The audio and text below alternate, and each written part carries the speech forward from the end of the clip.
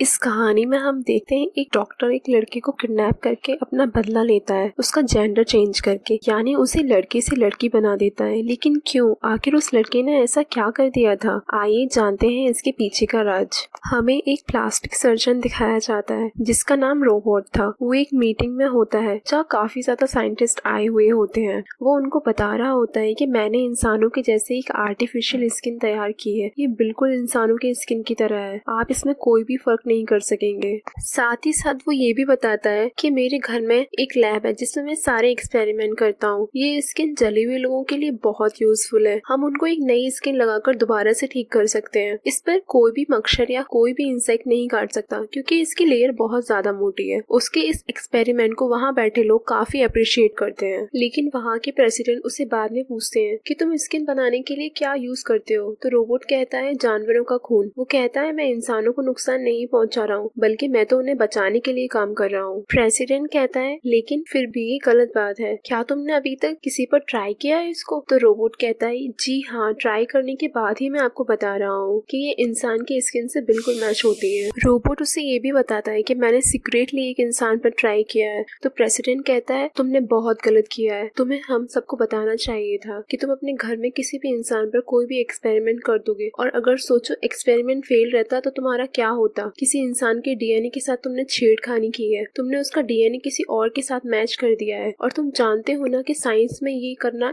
एक क्राइम है। President robot को कहता है आई एम सॉरी, मैं तुम्हें एक्सपेरिमेंट के लिए लाइसेंस नहीं दे सकता हूँ, तुम्हें इसको डिसकंटिन्यू करना होगा। तो रोबोट कहता है ठीक है, जैसा आपको ठीक लगे, और वो वहाँ से गुस्से में अपने घर जाता है। उसके घर में एक लड़की होती है और वो हमेशा स्किन कलर के कपड़े पहनी रहती है। उसका नाम बैरा था। रोबोट ने अपने घर में बैरा को कैद किया हुआ था और हर जगह सिक्योरिटी कैमरास लगाए हुए थे ताकि उस पर नजर रख सके, और उसके लिए उसने एक काम वाली भी रखी हुई थी। रोबोट उस औरत को माँ कहता था क्योंकि बचपन से उस औरत ने ही रोबोट को पाला था। दूसरी तरफ हम बैरा को देखते हैं जो अपनी लाइफ से काफी ज्यादा तंग थी और उसने कई बार सुसाइड करने की कोशिश की थी। कभी उसने अपना गला काटा था, कभी उसने अपनी विंग्स काटने की कोशिश की थी, लेकिन उसकी स्किन काफी मोटी थी जिस वजह से वो हर बार बच जाती थी। फिर हमें यहाँ दिखाया जाता है कि वेरा की शक्ल सेम टू सेम रोबोट की वाइफ जैसी थी। क्योंकि रोबोट जैसे कि एक प्लास्टिक सर्जन दिखाया गया है, इसके लिए उसने उस लड़की की शक्ल अपनी वाइफ की तरह कर दी थी। अब हम आगे देखते हैं कि रोबोट एक दिन बाहर जाता है, तभी उस मेड का बेटा उसके घर में आता है अपनी माँ से मिलने के लिए। वो बिल्कुल भी अच्छा लड़का नहीं था, वो काफी चोरियां करता था। वो गेट के बाहर से मॉम से कहता है कि दरवाजा खोलो, मुझे मिलना है आपसे, लेकिन उसकी मॉम फोन पर ही और साथ ही कैमरे में देखते हुए कहती है कि तुम अंदर नहीं आ सकते हो, मेरा तुमसे कोई रिश्ता नहीं है, चले जाओ यहाँ से। तो वो अब इमोशनल होके कहता है मॉम मुझे आपकी याद आ रही है। फिर वो मेड इमोशनल होके दरवाजा खोल देती है और वो आदमी अंदर आ जाता है। अंदर आके वो किचन में से सारी चीजें खाने लगता है।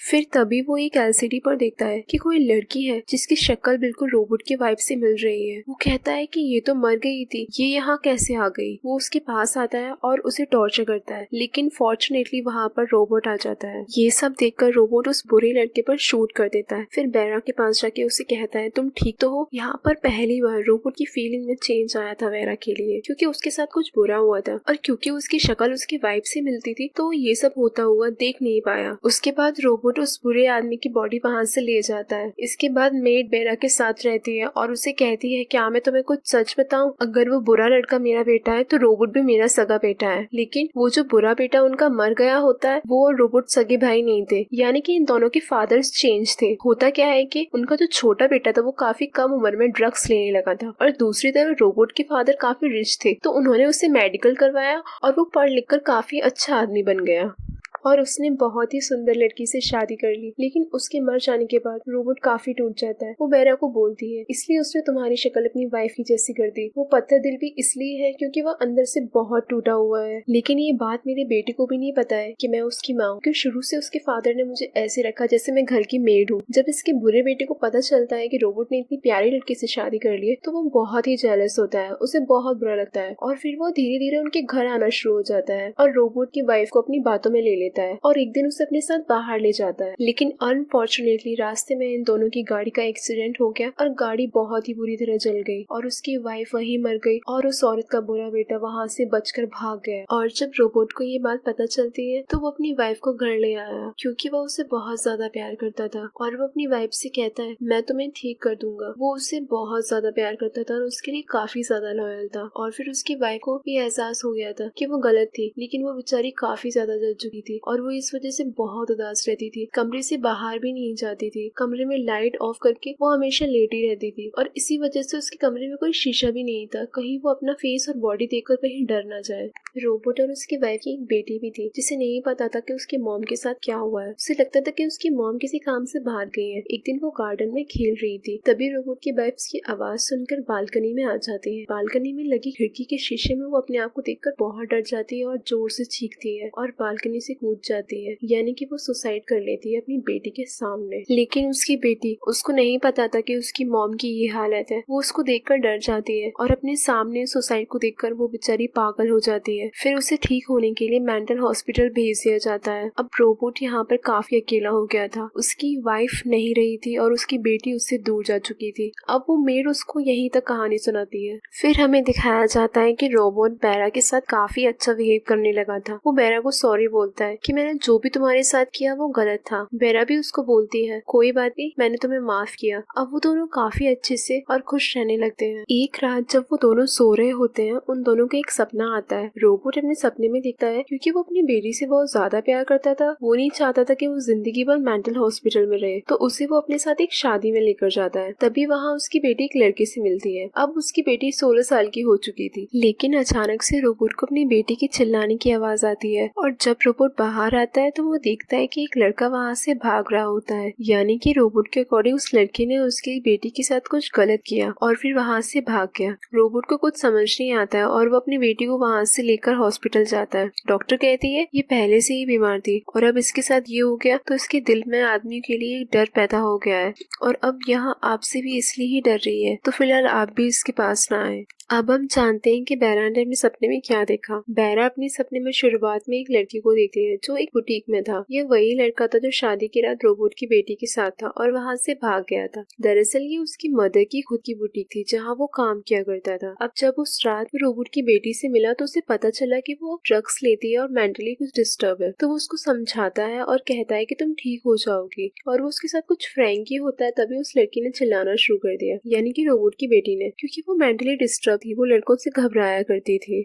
और जैसा रोबोट सोच रहा था वैसा बिल्कुल भी नहीं था, वो एक अच्छा लड़का था। लेकिन जब उस लड़की ने चिल्लाना शुरू किया तो वो डर गया था कि लोग मेरे बारे में क्या सोचेंगे और रोबोट ने सब कुछ गलत सोच लिया और कुछ दिन बाद वो उसको किडनैप कर लिया और उसकी बाइक को भी पहाड़ी पर रख दिया, जिससे लोगों को लगे कि उसका एक्सीडेंट हो गया और वो मिसिंग है। पुलिस को लगता है कि वो पानी में डूब के मर गया और वो इस केस को बंद कर दे रही है, यानी कि रोबोट के ऊपर कोई भी इल्जाम नहीं आता है। लेकिन इस बात से उसकी माँ बिल्कुल भी सहमत नहीं थी। उसकी माँ ने बहुत बार न्यूज़पेपर में भी निकलवाया कि उसका बेटा मिसिंग है। ये न्यूज़पेपर रोबोट ने भी काफी बार देखा, लेकिन उसको ये देखकर भी बिल्कुल तरस नहीं आया, बल्कि उसने उस लड़के का जेंडर चेंज कर दिया। बाकी डॉक्टर भी उसके साथ मिल गए। रोबोट ने उसको अपने घर में कैद किया हुआ था क्योंकि वो अपनी बेटी का बदला लेना चाहता था, जो कि उसकी एक मिसअंडरस्टैंडिंग थी और कुछ भी नहीं। और फिर एक दिन ऐसा है कि उसने उसकी शक्ल एकदम लड़कियों जैसी कर दी और ये आप ही देखकर एकदम शॉक हो जाएंगे, वो कोई और नहीं बेरा थी। रोबोट ने उसका ट्रांसफॉर्म कर दिया था, उसका जेंडर ही चेंज कर दिया था और उसे अपनी वाइफ की शक्ल दे दी, यानी कि बेरा बनाया। और जो स्किन उसने बनाई थी वो उसने उसके शरीर पे लगा दी थी, जिससे किसी को पता न चले कि वो पहले लड़का था। इस बात को पूरी 6 साल हो चुके थे और बेरा अपनी जिंदगी से बिल्कुल भी खुश नहीं थी, इसलिए उसने कई बार खुद को मारने की कोशिश की थी, लेकिन उसकी मोटी स्किन की वजह से वो हमेशा बच जाती। और यहाँ बेरा का भी सपना खत्म होता है। दोनों अपने अपने सपनों में वो डरावनी चीजें देखते हैं जिसे वो कभी नहीं भुला पाए थे, और सुबह जब उठते हैं तो एक दूसरे को सॉरी बोलते हैं और डिसाइड करते हैं कि अब हम अच्छे से रहेंगे, और साथ ही साथ नाश्ता करते हैं और ढेर सारी बातें भी करते हैं। तभी रोबोट का एक दोस्त आता है और उसको वो वही न्यूज में दिखाता है जिसमें उस लड़की की मिसिंग वाली फोटो थी। वो उसको बताता है कि पुलिस इस पर फिर से इन्वेस्टिगेशन करेगी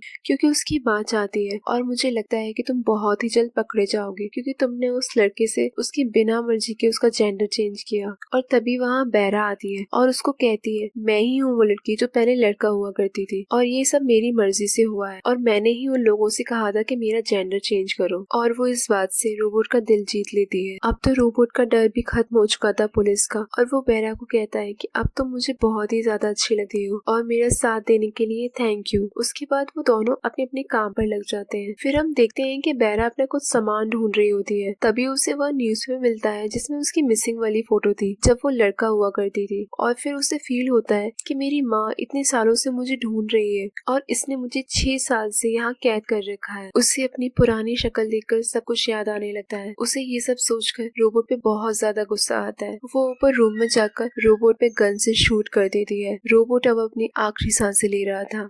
गन की शूट की आवाज सुनकर वो मेड भी ऊपर आती है, उसके हाथ में भी गन थी। उससे पहले वो उसको शूट करती, बेरा उसको शूट कर देती है और वो भी वहीं मर जाती है, यानी कि रोबोट की माँ। अब उसे कुछ समझ नहीं आता है, वो सिर्फ अपनी मदर से मिलना चाहती थी। वो अपने मन में सोचती है अब बहुत हो गया, बहुत हो गई एक्टिंग, अब और मेरे से बर्दाश्त नहीं होता। यानी कि वो रोबोट के साथ अच्छा बनने की एक्टिंग कर रही थी, और वो ऐसा इसलिए कर रही थी क्योंकि उसे उससे आजादी चाहिए थी। वो सीधा अब वहाँ से अपनी माँ की बुटीक जाती है। जाते ही उसको सबसे पहले अपनी माँ की असिस्टेंट मिलती है और वो उसके सामने ही इमोशनल हो जाती है और बोलती है जब मैं लड़का था तब मैं तुम्हें पसंद किया करता था और देखो उन लोगों ने मेरे साथ क्या कर दिया। उस बात को 6 साल हो गए, फिर भी मैं इस रियलिटी को एक्सेप्ट नहीं कर पा रहा। तभी उसकी माँ भी वहीं आ जाती है। बेरा अपनी माँ को देखकर रोने लगती है और कहती है माँ मैं आपका वही बेटा हूँ, भले ही उन लोगों ने मेरी स्किन चेंज कर दी, मेरा जेंडर बदल दिया, लेकिन अभी भी मैं आपका वही बेटा हूँ। और इस इमोशनल सीन के साथ ये मूवी यहीं एंड हो जाती है। सो थैंक यू दोस्तों यहाँ तक वीडियो को देखने के लिए। कहानी अच्छी लगी हो तो please like share and subscribe.